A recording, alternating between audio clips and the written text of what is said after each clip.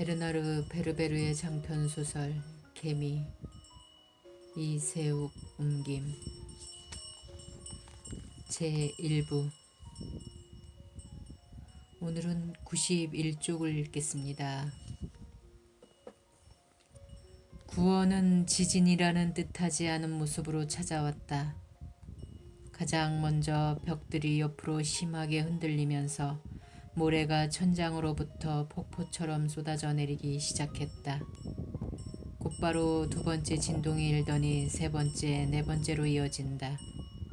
둔중한 소리와 함께 떨림이 점점 더 가까이, 점점 더 빠르게 이어지면서 괴상한 행동을 하고 있는 세 마리 개미에게로 다가오고 있다. 이제 진동은 어마어마한 포효처럼 끊일 새 없이 계속되고 그 진동 때문에 모든 것이 흔들리고 있다.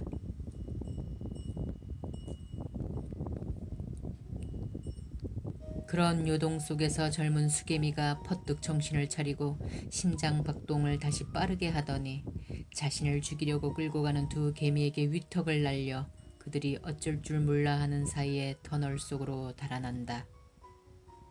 그는 아직 베넷 날개에 불과한 날개를 흔들어서 장애물 위로 더 높이 뛰고 더 빨리 도망가려고 애를 쓴다. 더 강한 진동이 일어날 때마다 땅바닥에 바싹 붙어 모래 사태가 멈출 때까지 기다려야만 했다. 통로의 벽 전체가 다른 통로 한가운데로 무너진다. 다리와 육교와 지하 동굴이 붕괴하면서 수백만의 개미들이 혼비백산한 채 함께 떨어지고 있다. 긴급 상황을 알리는 경보 냄새가 분출하여 널리 퍼져나간다. 먼저 자극성을 지닌 페로몬이 상층의 통로들을 안개처럼 덮어버린다. 그 냄새를 맡자마자 개미들은 모두 발발 떨면서 사방팔방으로 달려가 훨씬 더 자극 있는 페로몬을 뿜어댄다. 그러면서 공포는 눈덩이처럼 커져간다. 이것이 1단계 경보가 발동했을 때의 모습이다. 위험을 일깨우는 먹구름이 번져나간다. 마치 상처난 부위의 독소가 정맥을 거쳐 대동맥에 합류한 다음 온몸으로 번져나가는 형국이다. 결의의 몸 안에 이물질이 침투하여 독소가 생기고 그 독소가 통증을 낳고 있는 것이다. 젊은 수개미가 그토록 일깨우고 싶었던 것이 바로 그런 독소였다. 체내에 침투한 이물질에 피톨이 저항하듯이 개미들이 더 빨리 움직이기 시작한다. 임일개미들은 재해 지역에 가까이 있는 알들을 안전한 지역으로 옮기고 있고 병정개미들은 전투 부대별로 재집결하고 있다. 수개미 327호가 모래와 개미떼로 반쯤 막힌 어떤 널찍한 내거리에 다다랐을 때 진동이 멎었다. 그러자 불안한 정적이 감돈다. 개미들은 저마다 다음에 벌어질 일이 무엇일지 가슴을 졸이면서 미동도 하지 않고 있다. 고추 세운 더듬이들이 가볍게 떨린다. 그들은 무엇인가를 예감하며 기다리고 있는 것이다. 선명하고 반복되는 소리로 괴로움을 주던 방금 전에 탁탁거리는 소리 대신에 돌연 짐승이 으르렁거리는 것 같은 소리가 무겁게 울려오기 시작한다. 도시의 지붕을 덮고 있는 장가지 덮개에 구멍이 뚫리고 있음을 모두가 느끼고 있다. 어떤 거대한 것이 둥근 지붕 속으로 들어와 장가지들을 뚫고 벽을 부수고 있는 것이다. 연체 동물의 발처럼 부드럽게 움직이는 가늘고 불구스레한 살덩이가 내거리 한복판으로 불쑥 밀고 들어온다. 그 장밋빛 살덩이는 채찍처럼 허공을 후려치다가 맹렬한 속도로 땅바닥을 훑어댄다. 되도록이면 많은 개미 시민들을 찾아내려는 것이다. 병정 개미들이 위턱으로 그 살덩이를 물어 뜯으려고 덤벼들자 그 살덩이 끝에 포도송이 같은 커다란 개미송이가 생겨난다. 개미떼가 충분히 달라붙자 혀라는 이름의 그 불구스레한 살덩이가 개미떼를 목구멍에 쏟아 붓느라고 위로 사라졌다가 다시 뚫고 들어온다. 번개가 치듯 잽싸게 움직이는 혀가 점점 더 깊이 파고들면서 개미떼를 개걸스럽게 걸터 덮는다. 그러자 2단계 경보가 발동한다. 일개미들이 배 끝으로 땅바닥을 두드린다. 아직 비상사태가 발생한 줄을 모르고 있는 아래층의 병정개미들을 불러 모으려는 것이다. 아프리카의 원주민 마을의 탐탐 소리가 울려 퍼지듯이 온 도시의 북소리가 진동한다. 탁탁탁탁탁 두드리는 소리는 마치 개미 도시 전체가 하나의 유기체처럼 가쁜 숨을 쉬고 있는 것 같다. 그 소리에 대답하기라도 하듯 침입자가 도시 안으로 더 깊이 들어오려고 둥근 지붕을 다시 쑤셔대면서 툭툭툭 소리를 내고 있다. 개미들은 저마다 벽에 찰싹 달라붙는다. 불구스레한 뱀처럼 통로를 미친 듯이 훑어대는 그 혀에 붙잡히지 않으려는 것이다. 혀로 핥을 수 있는 개미의 양이 너무 적었던지 침입자는 혀를 더 길게 늘이며 밀고 들어온다. 부리 전체가 모습을 드러내고 거대한 머리가 뒤따라온다. 청딱따구리다. 봄철의 무법자. 곤충을 잡아먹는 이 탐욕스러운 새는 불개미 도시의 지붕을 뚫고 60cm나 들어와 개미들을 잡아먹곤 한다. 이제 3단계 경보를 발동할 때가 된 것이다. 극도로 흥분한 몇몇 일개미들은 흥분을 미쳐 행동으로 발산하지 못해 거의 미칠 지경이 되어 춤을 추기 시작한다. 두려움에 질린 춤이다. 춤 사이는 부드럽게 이어지는 것이 아니라 아주 불규칙하고 단속적이다. 뛰어오르고 위턱을 서로 부딪히고 침을 뱉어내고 어떤 개미들은 완전히 미쳐서 통로를 뛰어다니며 움직이는 것은 뭐든지 물어뜯는다. 두려움을 잘못 다스릴 때 나타나는 모습이다. 도시가 침입자를 죽이지 못하면 결국 자멸하고 말 것이다.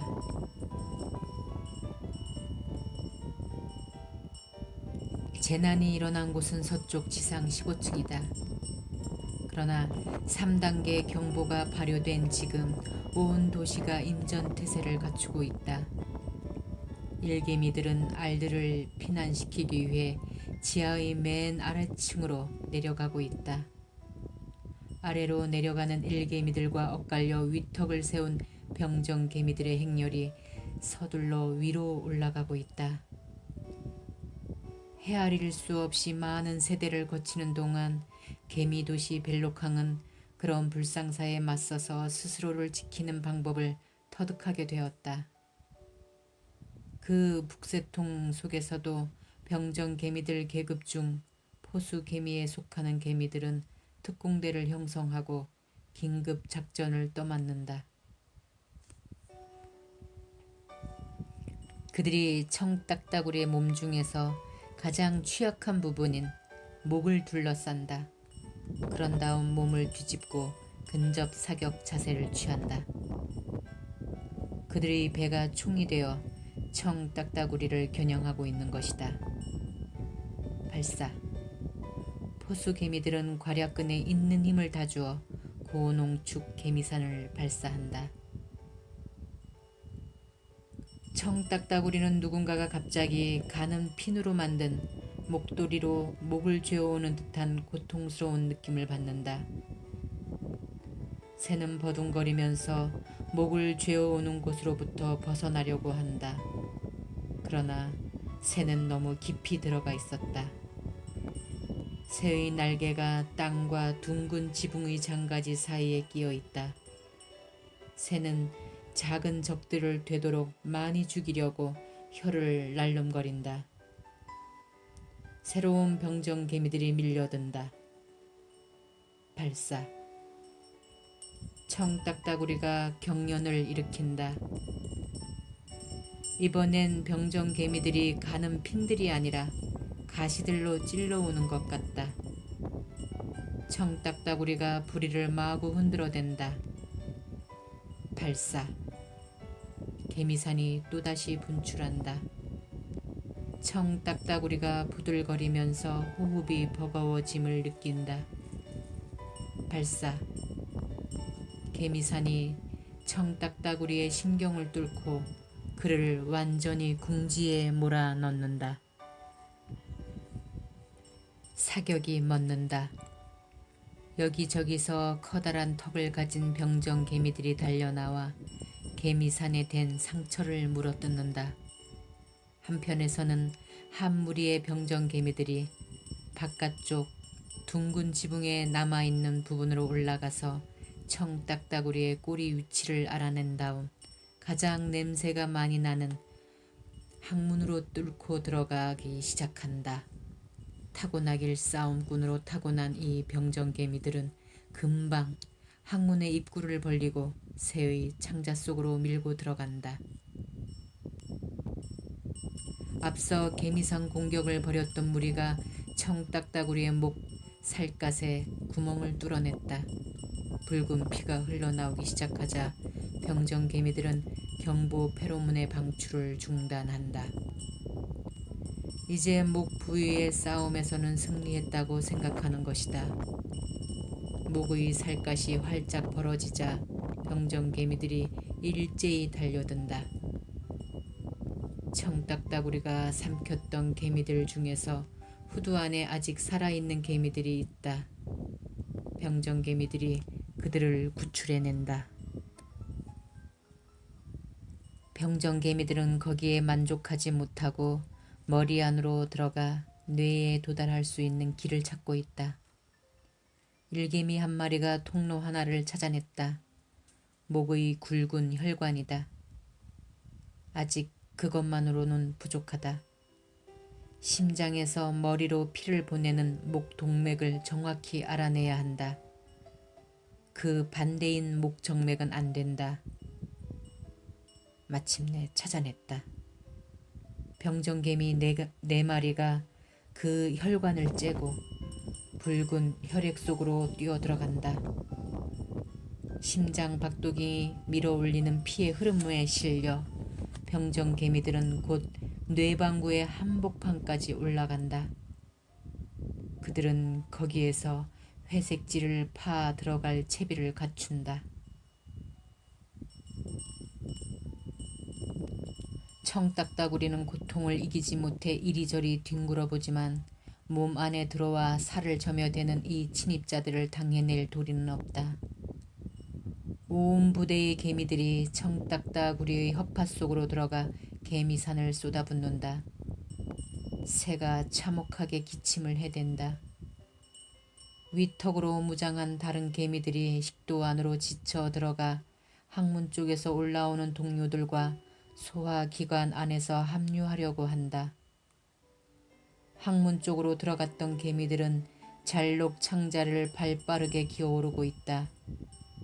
도중에 그들은 위턱이 미치는 범위 안에서 지나쳐가는 모든 기관들을 유린하고 있다.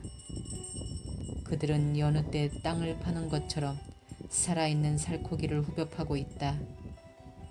모래주머니, 간, 염통, 지라, 이자 등 요새 하나하나를 공격해 가듯이 물어뜯는다. 이따금 혈액이나 림프액이 뿜어져 나와 개미들이 뜻하지 않게 익사를 당하는 경우도 있다. 하지만 그것은 어디를 어떻게 쏟아야 하는지 제대로 모르는 미숙한 개미들에게나 일어나는 일이다. 다른 개미들은 붉기도 하고 검기도 한 살속을 요령있게 헤치며 나아간다. 그들은 새의 살덩이가 경련을 일으켜 자칫하면 자신들의 몸이 으깨어진다는 것을 알고 미리미리 피할 줄도 알고 쓸개 즙이나 소화액이 가득 들어있는 부분은 건드리지 않는다. 식도로 들어간 부대와 항문으로 들어간 부대가 마침내 콩팥 얼음에서 서로 만났다. 새는 아직 죽지 않았다. 새의 심장은 위턱의 공격을 받아 상처 자국이 선연하건만 구멍난 혈관 속으로 여전히 피를 보내고 있다. 일개미들이 사슬처럼 길게 늘어서더니 그들의 재물이 마지막 숨을 쉴 때를 기다리지 않고 아직 팔딱거리는 고깃 덩어리들을 다리에서 다리로 옮기고 있다. 이 작은 백정들을 당해낼 장사는 없다. 그들이 뇌수 부위를 토막내기 시작했을 때 청딱따구리가 마지막으로 경련을 일으켰다. 온 도시의 개미들이 달려들어 그 거대한 날짐승의 각을 뜬다. 통로는 청딱따구리의 깃털과 솜털을 전리품으로 가지려는 개미들로 북적거린다. 집 짓는 개미들이 벌써 보수공사에 들어갔다. 그들은 둥근 지붕을 다시 세우고 피해 입은 터널들을 복구할 것이다. 자세한 사정을 모르는 이는 새의 공격을 개미떼가 막아낸 것으로 보기보다는 개미떼가 새를 잡아먹고 있는 것으로 생각하리라. 개미들은 새의 고기를 먹고 소화를 시킨다. 그리고 새의 살, 기름, 깃털, 가죽을 쓸모에 따라 도시 곳곳에 분배한다.